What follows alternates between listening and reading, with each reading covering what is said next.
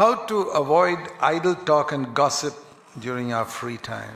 और जब हमारे पास फ्री टाइम होता है तब कैसे एक दूसरे की पीठ पीछे न बोलना, कैसे हम इसको न करें। First of all, by the fear of God.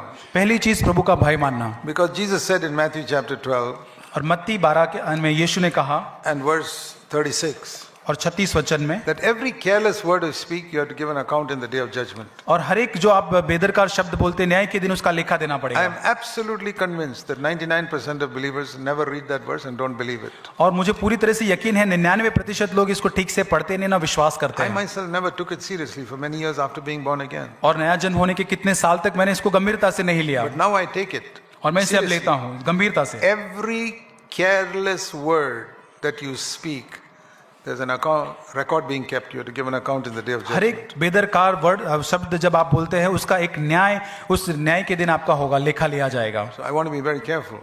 और मैं बहुत सावधान रहना चाहता हूँ। I don't want to. I've spoken a lot of foolish words in the past. I repent of that. और बहुत ही मूर्खता के साथ शायद मैंने भूतकाल में बात में उससे पश्चाताप करना, I've involved in a lot of gossip also. और बहुत पीठ पीछे बात करने की बातों में मैं रहा हूँ। I've even spoken against God's servants in the और past days. प्रभु के दासों के विरोध में भी उन दिनों में मैंने बात But की, I've repented terribly. और मैंने उससे पूरी तरह से उसका मैंने पश्चाताप किया, Asked forgiveness wherever I could. और जहां हो सके वहां मैंने माफी मांगा। And I'm very careful now.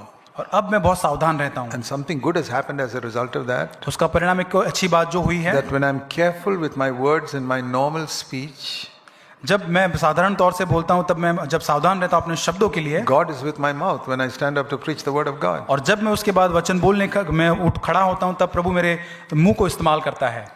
Let me tell you two reasons for all the boring sermons that we heard here और जो nowadays. और आज के दिनों में जो उबाऊ प्रचार सुनते हैं उसके दो कारण मैं बताना चाहता I'll हूँ, tell you honestly. और मैं ईमानदारी से I've heard कहूँगा। hundreds of sermons in my life.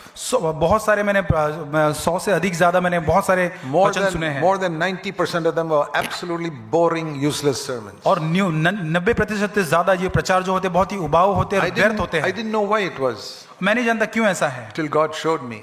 जब तक प्रभु ने मुझे बताया। The Lord showed me, you be careful with your money and your mouth. I will always speak my word through you. और परमेश्वर ने मुझे आपके पैसों के साथ, आपके मुख के साथ हमेशा सावधान रहे, और मैं आपको हमेशा इस्तेमाल करूंगा। Luke 16:11. If you are faithful with money, God will give you the true riches. और लूका 16:11 में कहा कि आप पैसों के साथ धनवान विश्वास योग्य रहोगे, प्रभु आपको सही धन देगा। And Jeremiah 15:19. और यिर्मयाह 15:19 में कहा है, If you get rid of all the useless words from your mouth, I will make you my mouth.